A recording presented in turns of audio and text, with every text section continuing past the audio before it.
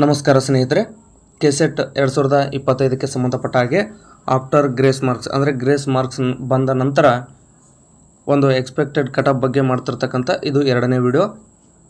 ಅಂದರೆ ಹಲವು ವಿಷಯಗಳನ್ನು ಒಳಗೊಂಡಂಥ ಒಂದು ಕಟ್-ಆಫ್ ಬಗ್ಗೆ ಅಂದರೆ ಎಕ್ಸ್ಪೆಕ್ಟೆಡ್ ಕಟ್-ಆಫ್ ಬಗ್ಗೆ ಈಗಾಗಲೇ ನಾನು ಒಂದು ವಿಡಿಯೋನ ಮಾಡಿದ್ದೀನಿ. ನಿಮ್ಮ ವಿಷಯ ಒಂದು ವೇಳೆ ಈ ವಿಡಿಯೋದಲ್ಲಿ ಇಲ್ಲ ಅಂತಂದರೆ ಮೊದಲನೇ ವಿಡಿಯೋ ಅಂದರೆ ಒಂದನೇ ವಿಡಿಯೋದಲ್ಲಿ ಇರ್ಬೋದು. ದಯವಿಟ್ಟು ಆ ವಿಡಿಯೋನ ನೋಡಿ ಅಂತ ಹೇಳ್ತಾ, ಅಂದರೆ ಆ ವಿಡಿಯೋವನ್ನು ನಾನು ಈ ಒಂದು ವಿಡಿಯೋದ ಡಿಸ್ಕ್ರಿಪ್ಷನಲ್ಲಿ ಅದರ ಲಿಂಕನ್ನು ಹಾಕಿರ್ತೀನಿ, ಅದನ್ನು ನೋಡ್ಬೋದು. ಮತ್ತು ಈ ಒಂದು ವಿಡಿಯೋದಲ್ಲಿ ಅದರ ಮುಂದುವರಿದ ಭಾಗವನ್ನು ನೋಡ್ತಾ ಹೋಗೋಣ. ಹಾಗಾಗಿ ಇದು ಆಫ್ಟರ್ ಗ್ರೇಸ್ ಮಾರ್ಕ್ಸ್ನ ನಂತರ ಎಕ್ಸ್ಪೆಕ್ಟೆಡ್ ಕಟ್-ಆಫ್ ಬಗ್ಗೆ ಇದು ಎರಡನೇ ವಿಡಿಯೋ ಆಗಿರುತ್ತೆ. ಈ ಒಂದು ವಿಡಿಯೋದಲ್ಲಿ ನಾವು ಉಳಿದ ವಿಷಯಗಳನ್ನು ಡಿಸ್ಕಸ್ ಮಾಡೋಣ. ಅದಕ್ಕೂ ಮುಂಚೆ ಯಾರೆಲ್ಲ ನಮ್ಮ ಯೂಟ್ಯೂಬ್ ಚಾನಲ್ಗೆ ಸಬ್ಸ್ಕ್ರೈಬ್ ಮಾಡ್ಕೊಂಡಿಲ್ವೋ ದಯವಿಟ್ಟು ಸಬ್ಸ್ಕ್ರೈಬ್ ಮಾಡ್ಕೊಳ್ಳಿ.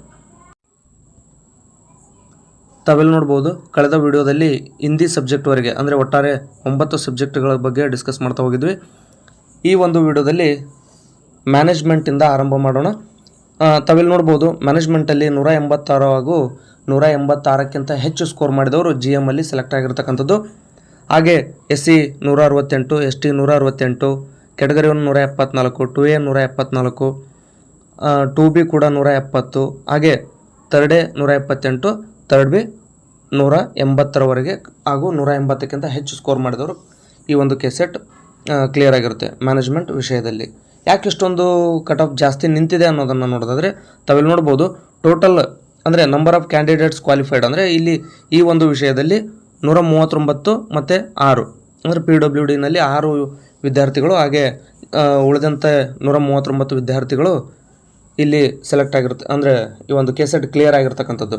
ಹಾಗಾಗಿ ಇಲ್ಲಿ ಕಡಿಮೆ ಸಂಖ್ಯೆ ಇರೋದ್ರಿಂದ ಬರೆದವರ ಸಂಖ್ಯೆನೂ ಕೂಡ ಕಡಿಮೆ ಇರುತ್ತೆ. ಯಾಕೆಂತಂದರೆ 6 ಜನ ಅಭ್ಯರ್ಥಿಗಳನ್ನು ತೊಗೋಬೇಕಾಗಿತ್ತಂದರೆ 100 ಜನ ಎಕ್ಸಾಮನ್ನು ಬರೆದಿರಬೇಕಾಗುತ್ತೆ. ಆ ನಿಟ್ಟಿನಲ್ಲಿ ನೀವು ಲೆಕ್ಕ ಹಾಕ್ತಾ ಹೋದ್ರಿ ಅಂತಂದರೆ ನಿಮಗೆ ಇಲ್ಲಿ ಅರ್ಥ ಆಗ್ತಕ್ಕಂಥದ್ದು. ಅಂದರೆ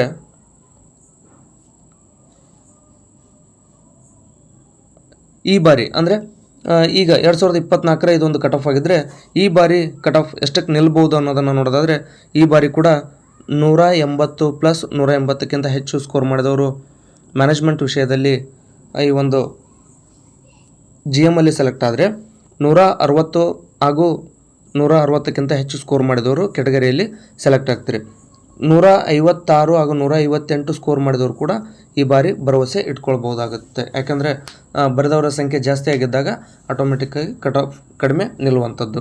ಹಾಗೆ ನೋಡೋದಾದರೆ ನೆಕ್ಸ್ಟ್ ವಿಷಯ ಟೂರಿಸಮ್ ಅಡ್ಮಿನಿಸ್ಟ್ರೇಷನ್ ಆ್ಯಂಡ್ ಮ್ಯಾನೇಜ್ಮೆಂಟ್ ಅಂತೇಳಿ, ಇದು GM ಅಲ್ಲಿ 174 ಹಾಗೂ 174ಕ್ಕಿಂತ ಹೆಚ್ಚು ಸ್ಕೋರ್ ಮಾಡಿದವರು ಕೆಸೆಟ್ ಕ್ಲಿಯರ್ ಆಗಿದ್ದರೆ SC 154, ST 164, ಆನಂತರ category 1 154, 2A 142, third A 2B 110, third ಎದವರು ಇಲ್ಲ, ಮತ್ತು ಥರ್ಡ್ B 136. ಒಟ್ಟಾರೆ ಈ ರೀತಿ ಕಳೆದ ಬಾರಿ ಕೆಸೆಟ್ ಕ್ಲಿಯರ್ ಆಗಿತ್ತು. ಅಂದರೆ ಎಷ್ಟು ಸ್ಕೋರ್ ಹಾಗೂ ಇದಕ್ಕಿಂತ ಹೆಚ್ಚು ಸ್ಕೋರ್ ಮಾಡಿದವರು ಕೆಸೆಟ್ ಕ್ಲಿಯರ್ ಆಗಿತ್ತು.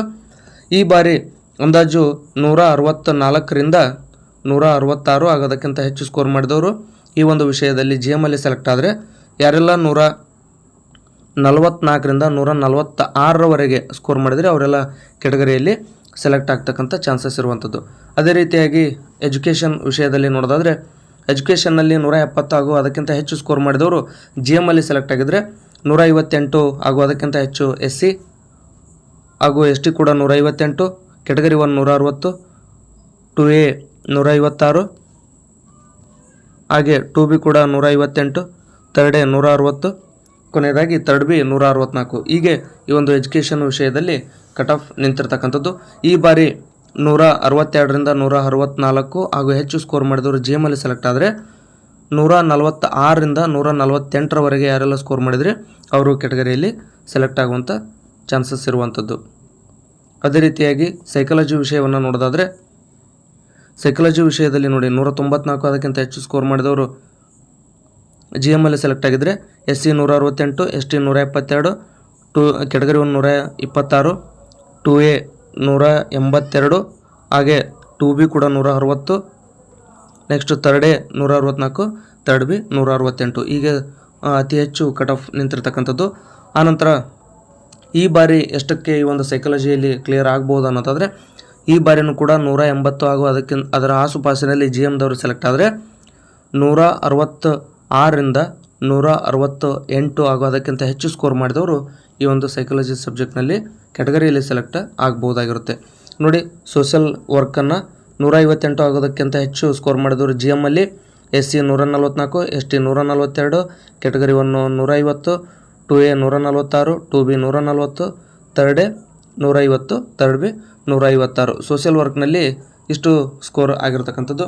ಈ ಬಾರಿ ಕೂಡ 160 ಹಾಗೂ ಅದರ ಆಸುಪಾಸಿನಲ್ಲಿ GM ಸೆಲೆಕ್ಟ್ ಆದರೆ, ಅಂದರೆ GMದವರು ಸೆಲೆಕ್ಟ್ ಆದರೆ, ಉಳಿದಂತೆ ಕ್ಯಾಸ್ಟ್ನಲ್ಲಿ ಸೆಲೆಕ್ಟ್ ಆಗುವವರು 144ರಿಂದ, ಅಂದರೆ 144 ಹಾಗೂ ಅದಕ್ಕಿಂತ ಹೆಚ್ಚು ಸ್ಕೋರ್ ಮಾಡಿದವರು ಬಹುತೇಕ ಈ ಒಂದು ಸೋಷಿಯಲ್ ವರ್ಕ್ನಲ್ಲಿ ಕ್ಯಾಟಗರಿಯಲ್ಲಿ ಸೆಲೆಕ್ಟ್ ಆಗ್ತಕ್ಕಂಥ ಚಾನ್ಸಸ್ ಇರುವಂಥದ್ದು.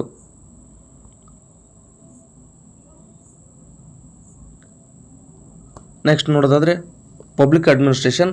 ನೋಡಿ, ಪಬ್ಲಿಕ್ ಅಡ್ಮಿನಿಸ್ಟ್ರೇಷನ್ನಲ್ಲಿ 178 ಜನರಲ್ಲು, ಹಾಗೆ 166 SC, 156 ST, 152 category 1, 170 2A, 154 2B, 176 3A, 172 3B. ಹೀಗೆ GM ಅಲ್ಲಿ ಮತ್ತು ಉಳಿದಂಥ ಕ್ಯಾಟಗರಿಯಲ್ಲಿ ಹೋದ ವರ್ಷ ಕೆಸೆಟ್ ಕ್ಲಿಯರ್ ಆಗಿದ್ದರೆ, ಈ ಬಾರಿ ಪಬ್ಲಿಕ್ ಅಡ್ಮಿನಿಸ್ಟ್ರೇಷನ್ನಲ್ಲಿ ಅದೇ ಅಂದರೆ 164ರಿಂದ 166ವರೆಗೆ ಅಥವಾ ಅದಕ್ಕಿಂತ ಹೆಚ್ಚು ಸ್ಕೋರ್ ಮಾಡಿದರೆ ಈ ಒಂದು GMನಲ್ಲಿ ಸೆಲೆಕ್ಟ್ ಆಗ್ಬೋದಾಗಿರುತ್ತೆ. ಅದೇ ರೀತಿಯಾಗಿ 152ರಿಂದ 154ರವರೆಗೆ ಸ್ಕೋರ್ ಮಾಡಿದರೆ ಎಲ್ಲ ಕ್ಯಾಟಗರಿಯವರು ಬಹುತೇಕ ಕ್ಲಿಯರ್ ಆಗ್ತಕ್ಕಂಥ ಚಾನ್ಸಸ್ ಇರುವಂಥದ್ದು. ಉಳಿದಂಥ ಸಬ್ಜೆಕ್ಟ್ನ ಯಾಕೆ ಮಾಡಿಲ್ಲಪ್ಪ ಅಂತಂದರೆ, ಯಾರಾದರೂ ಉಳಿದ ಸಬ್ಜೆಕ್ಟ್ನವರು ಇದ್ದರೆ ನಾನು ಇಲ್ಲಿ ಸ್ಕಿಪ್ ಮಾಡ್ತಾ ಬಂದಿದ್ದೀನಿ. ಅಂದರೆ ಇಲ್ಲಿ ಫಿಸಿಕಲ್ ಎಜುಕೇಷನ್, ಸಂಸ್ಕೃತ್ ಇವನ್ನೆಲ್ಲ ನಾನು ಸ್ಕಿಪ್ ಮಾಡಿದ್ದೀನಿ. ಒಂದು ವೇಳೆ ಆ ಅಭ್ಯರ್ಥಿಗಳೇನಾದರೂ ಇದ್ದರೆ ತಾವು ಕಮೆಂಟ್ ಮಾಡಿ, ನಾನು ಅದಕ್ಕೆ ಉತ್ತರಿಸುವಂಥ ಪ್ರಯತ್ನವನ್ನು ಮಾಡ್ತೀನಿ. ಮತ್ತು ನೆಕ್ಸ್ಟ್ ನೋಡೋಣ.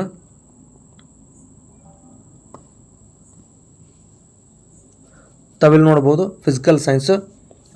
ನೋಡಿ, ಜನರಲ್ 148 ಆಗೋದಕ್ಕಿಂತ ಹೆಚ್ಚು 132 SC, 132 ST, 136 category 1, 134 category 2 2A, ಅಂದರೆ 138 2B, 140 3A, 140 3B. ಈ ರೀತಿ ಸ್ಕೋರ್ ನಿಂತಿರ್ತಕ್ಕಂಥದ್ದು.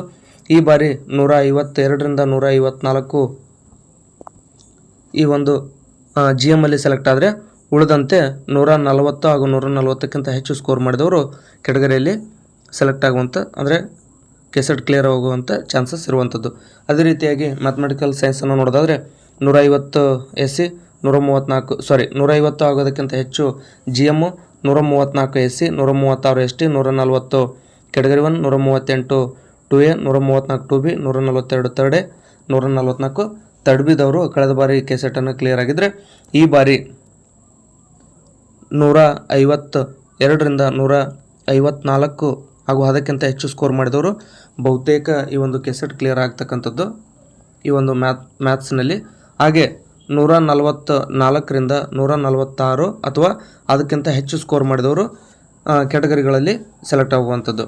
ಅಂದರೆ 154 ಅಥವಾ 154ರಿಂದ ಹೆಚ್ಚು ಸ್ಕೋರ್ ಮಾಡಿದವರು GMಲ್ಲಿ ಸೆಲೆಕ್ಟ್ ಆದರೆ, 144ರಿಂದ 146ರವರೆಗೆ ಈ ಒಂದು ಕ್ಯಾಟಗರಿಯಲ್ಲಿ ಸೆಲೆಕ್ಟ್ ಆಗುವಂಥದ್ದು.